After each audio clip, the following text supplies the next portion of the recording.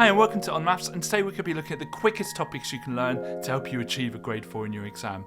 If you're short on time and you want to maximise your efficiency, today's the video for you. So let's dive straight into things.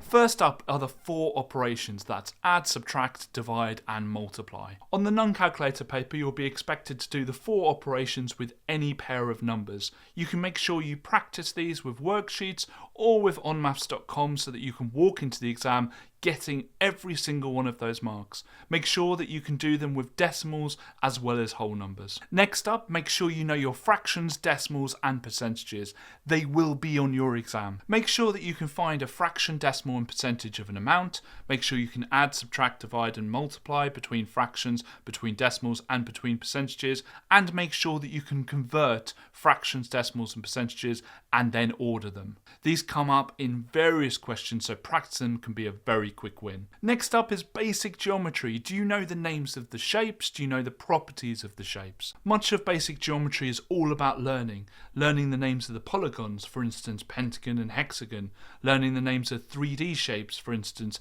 pyramids and cones. Make sure you get a poster or something from the internet with all of the names on and pin it up on your bedroom wall and look at it every single day to try and get yourself familiar with the names of these shapes. The properties are also important, and there's some amazing little posters you can get that show you all the parallel lines and all of the equal length lines for each of the polygons. All of these topics have something in common today, and that is they will come up. And basic algebra is our next one. It's very difficult to get a grade 4 without any algebraic knowledge, so start with one-step equations such as x plus 5 equals 10. Once you're comfortable, move to two-step equations.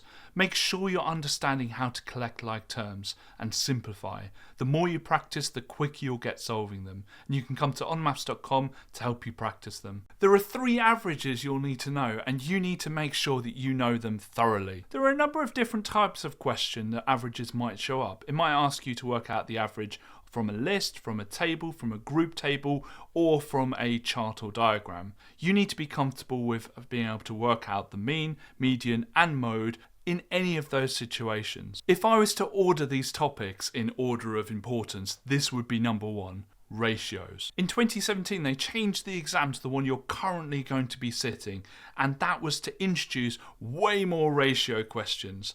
So practice setting up ratios and solving proportion problems. This can be quick to learn, especially if you relate it to everyday situations such as cooking or shopping. Next, two things we wish that we had more of: time and money. Make sure you're comfortable with reading the time, calculating durations and working with currency. These questions are often straightforward, making them quick to learn and apply. Next, let's talk about sequences. Practice identifying sequences such as the Fibonacci sequence, which adds the previous two terms. Get comfortable with coming up with the next term in a sequence and describing a sequence through what is happening to the numbers. The topics we've covered today will give you an awful lot of confidence, especially when going through past paper questions and realizing these topics come up time and time again. Keep practicing them and keep building on them. If you've liked what you've seen today, click the like. If you want to see more from us, click subscribe.